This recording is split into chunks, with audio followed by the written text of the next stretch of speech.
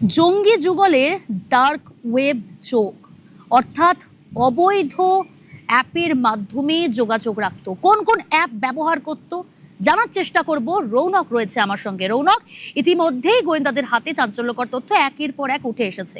সেখানে এই জঙ্গি যুগলের ডার্ক ওয়েব যোগাযোগ পাওয়া গিয়েছে। অবৈধ কোন অ্যাপ ব্যবহার করত এই জঙ্গি যুগল?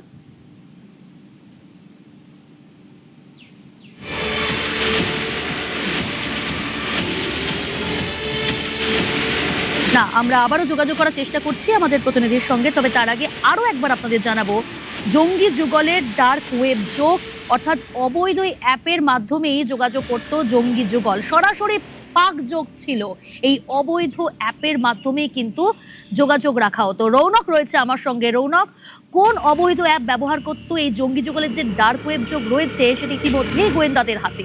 কি জানা যাচ্ছে, কি তথ্য এই নিয়ে?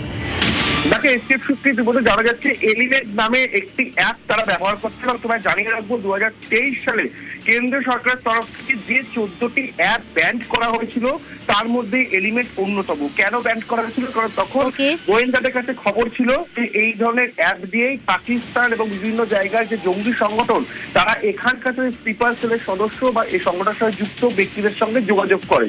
এই কারণেই অ্যাপগুলো ব্যান করা হয়েছিল।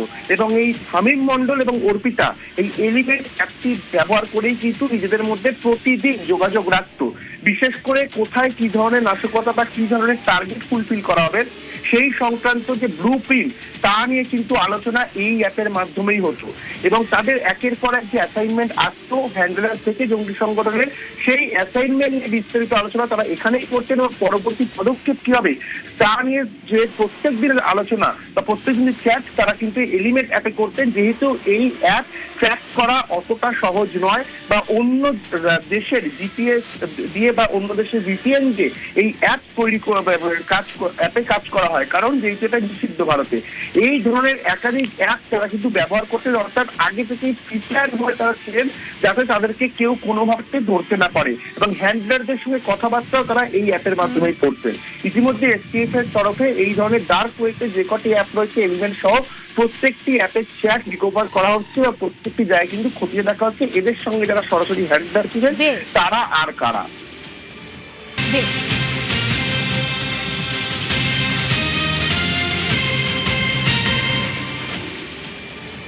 অর্থাৎ শুধুমাত্র অবৈধ এলিমেন্ট এক্স অ্যাপ ব্যবহার করতো না জঙ্গি যুগল, ডিসকর্ড অ্যাপ, সেই অ্যাপের মাধ্যমেও কথোপকথন অর্পিতা হামিমের, অর্থাৎ জঙ্গি যুগলের। তাদের চ্যাটে নজর গোয়েন্দাদের। সান্নিক রয়েছে অপর প্রতিনিধি। সান্নিক, এই ডিসকর্ড অ্যাপের মাধ্যমে জঙ্গি যুগল যে কথা বলতো, কি কথোপকথন হয়েছে?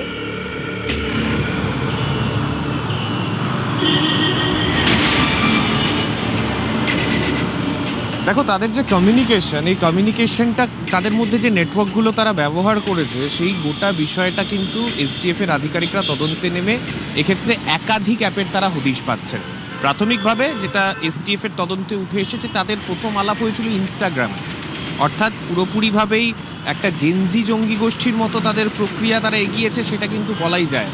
এবং প্রথমে ইনস্টাগ্রাম দিয়ে শুরু, পরবর্তীতে তাদের নিজস্ব যে কমিউনিকেশন তারা সেটা সারত ডিসকর্ড অ্যাপে। মূলত গেমিং কমিউনিটি বা বিভিন্ন কমিউনিটি এই ডিসকর্ড অ্যাপে, যেখানে ভয়েস চ্যাটের অপশন রয়েছে, সেই ডিসকর্ড অ্যাপ তারা ব্যবহার করে থাকে। সেই ডিসকর্ড অ্যাপে তারা নিজেদের মধ্যে যোগাযোগ রাখতো, বিভিন্ন বিষয় নিয়ে নিজেদের মধ্যে তারা আলোচনা সারত। তেমনটাই কিন্তু এখনও পর্যন্ত তদন্তকারীরা জানতে পেরেছেন। পাশাপাশি এই ডিসকর্ড অ্যাপে তারা মূলত ওইখানে যে যারা জঙ্গি গোষ্ঠী যাদের কথা উঠে আসছে, যাদের পাকিস্তান যোগের কথা উঠে আসছে, তাদের সঙ্গে কি কি বিষয় নিয়ে আলোচনা হবে, কি কি জিনিস তাদের থেকে তারা পেতে পারে, কোথা থেকে অস্ত্র আসতে পারে, কোথা থেকে অর্থ সাহায্য আসতে পারে, হানি ট্র্যাপ কীভাবে করা হবে, সেই সমস্ত বিষয়ে আলোচনার হদিশ ইতিমধ্যেই তদন্তকারীরা পেয়েছেন। এক্ষেত্রে তারা নিজেদের মধ্যে কমিউনিকেশনের জন্যই এই ডিসকর্ড অ্যাপকে বেছে নিয়েছিল, তেমনটাই তদন্তকারীরা এখনও পর্যন্ত জানতে পেরেছেন।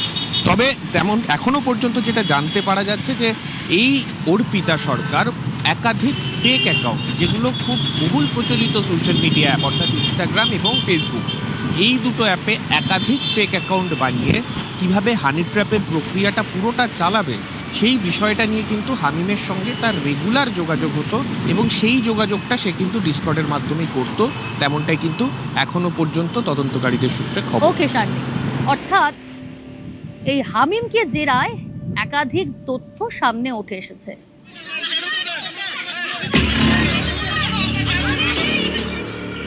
যেমনটা বলছিলাম আপনাদের, জঙ্গি হামিম মণ্ডল, তাকে তো দফায় দফায় জেরা করা হচ্ছে। গোয়েন্দাদের হাতে ইতিমধ্যেই চাঞ্চল্যকর তথ্য।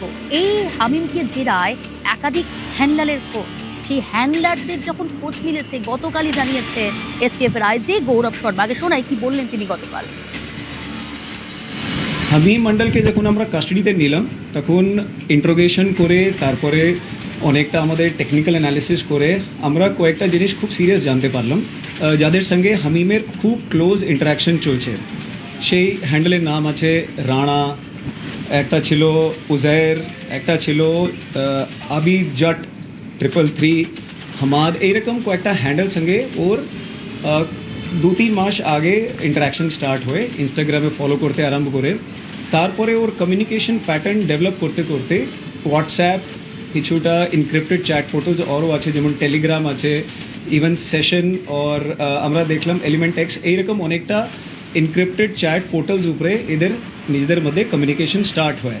কমিউনিকেশন ডিটেলস মধ্যে যখন আমরা গেলাম তো আমরা দেখলাম কি এই হ্যান্ডেলস পাকিস্তান থেকে অপারেট হচ্ছে, और शहजाद भट्टी গ্যাং যে আছে তাদের সঙ্গে, शहजाद भट्टी গ্যাং যে পাকিস্তান থেকে অপারেট হয় তাদের সঙ্গে যুক্ত আছে।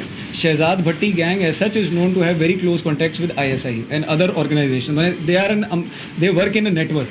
যখন আমরা এর অর ডিটেলস ভেরিফাই করতে আরম্ভ করলাম তখন আমরা দেখলাম এই হ্যান্ডেলসগুলো খুবই র্যাডিক্যাল প্রপাগান্ডার মধ্যে ইনভলভ আছে, और এরা চেষ্টা করছে কিছু ইউথকে টার্গেট করার, যাতে কিছু সাবভার্সিভ অ্যাক্টিভিটিসকে ওরা কিছু কমপ্লিট করতে পারে, अंजाम দিতে পারে। তো সেই পরিপ্রেক্ষিতে হামিম মণ্ডল ওদের সঙ্গে অ্যাসোসিয়েট হয়।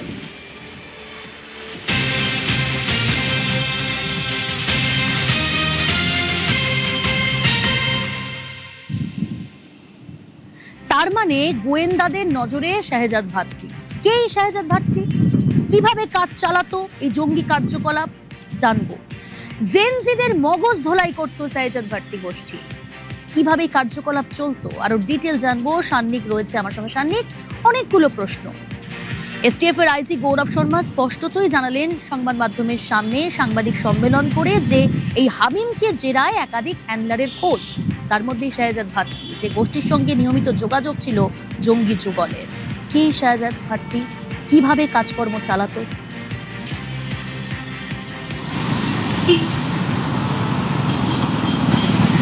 দেখো, শাহজাদ ভাট্টির যে জঙ্গি গোষ্ঠী চালানো সেটা কিন্তু আমরা যে প্রচলিত যে ধারণা রয়েছে, যেভাবে অস্ত্র শিক্ষা বা যেভাবে মগজ ধোলাইয়ের যে চিরাচরিত যে ছবিগুলো আমাদের মাথায় এই কথাগুলো প্রথমে আসলেই যে ভাসে, তার থেকে বেশ কিছুটা আলাদা। এই শাহজাদ ভাট্টি সে মূলত, তার যদি পরিচয়টা বলি, তার পাকিস্তানে জন্ম, পাকিস্তানে বেড়ে ওঠা। 2013 সালে তার বিরুদ্ধে একাধিক মামলা পাকিস্তান পুলিশের কাছে আসে এবং তারপরে 2015 সালে সে পাকিস্তান ছেড়ে চলে যায় ইউনাইটেড আরব এমিরেটসে, এবং সেখানে সে চলে যাওয়ার পরে 2018 থেকে একেবারে সে টিকটকে একজন জনপ্রিয় ইনফ্লুয়েন্সার হয়ে আত্মপ্রকাশ করে।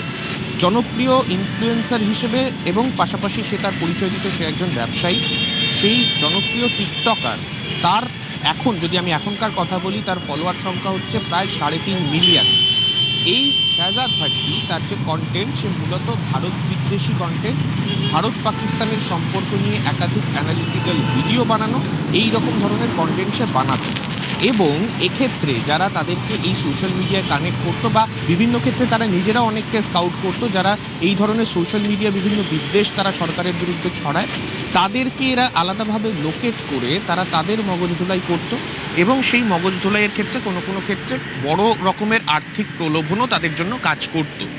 এর পাশাপাশি যারা এই গ্যাংয়ের মধ্যে যারা সামিল হলো, যাদেরকে তারা একসাথে নিয়ে কাজ করবে বলে এই নেটওয়ার্কটার মধ্যে যাদেরকে সে জুড়তে পারত, তাদেরকে সে বিভিন্ন রকমের টাস্ক দিত। যেমনটা তদন্তকারীরা এখনও তদন্তে নেমে জানতে পেরেছেন, প্রথমে কিছু ছোট ছোট টাস্ক, কোনো হানি ট্র্যাপ বা এই ধরনের বিভিন্ন ইম্পর্টেন্ট ফিগারের গতিবিধি লক্ষ্য করার মতো কিছু ছোট ছোট টাস্ক তাদেরকে দেওয়া হতো।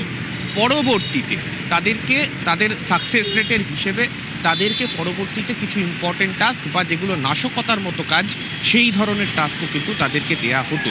হামিম মণ্ডলের ক্ষেত্রে তদন্তে নেমে পুলিশ এইরকমই বেশ কিছু টাস্কের কিন্তু হদিশ পেয়েছে বেশ এবং সাধু। এক্ষেত্রে অর্থাৎ অনেকগুলো বিষয় কিন্তু ইতিমধ্যে উঠে আসছে এবং গোয়েন্দাদের হাতে যা সত্যি চাঞ্চল্যকর তথ্য পাক যোগ রয়েছে জঙ্গি কার্যকলাপে।